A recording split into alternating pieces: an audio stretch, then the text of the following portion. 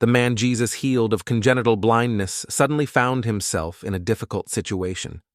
Having seen the light for the first time in his life, he almost immediately came under pressure from the religious authorities. Right after his sight was restored, he was summoned before the Pharisees, who tried to persuade him to renounce the man who had given him sight, Jesus.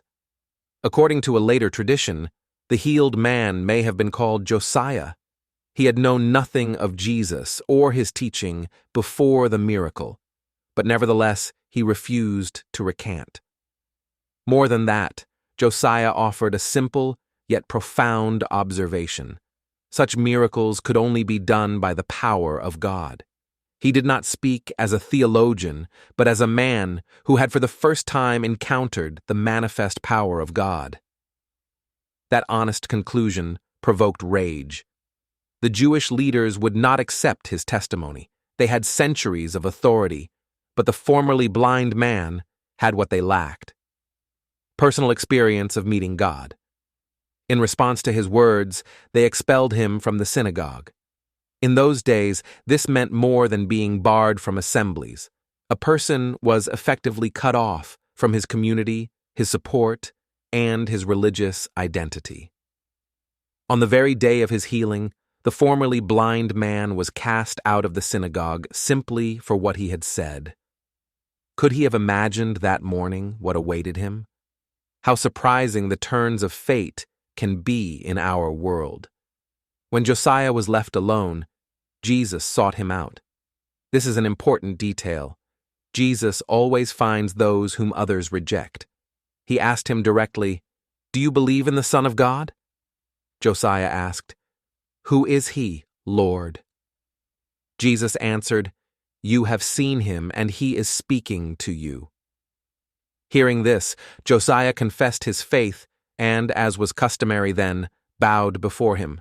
Deprived by the authorities' unjust decision of membership in the synagogue, he gained something greater: a place among Jesus' followers, a place given not by him, but by the teacher himself. Sometimes you have to lose something to gain what really matters.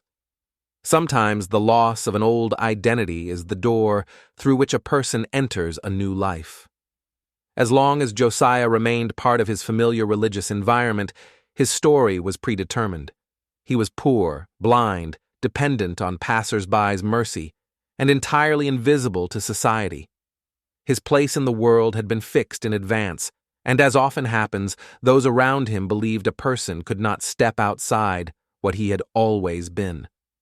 But when he gained sight and was expelled from the synagogue, the old identity collapsed. It was painful, humiliating, and unjust. But into that crack the light entered. While a person clings to the old, there is no room for the new. Loss can become liberation, even if at first it appears as punishment.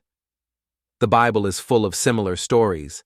Abraham leaves his father's house, Moses departs the palace, Peter abandons his boat and nets. Each of them lost a former self. But it was precisely this loss that allowed them to become who they were meant to be. Loss is not an end, but a turning. It breaks the familiar shell to let the new inner person emerge. So it was with Josiah. He was excluded by society, but Jesus received him. He lost the religious system, but found the living God. The synagogue door was shut to him, but a door opened that led to genuine spiritual freedom. Sometimes God will not keep us in the old, even when it is safe. He leads out, tears away, shakes, because without that, a person will not dare to step into the future intended for them. What looks like loss may, in fact, become a new name, a new path, and a new life.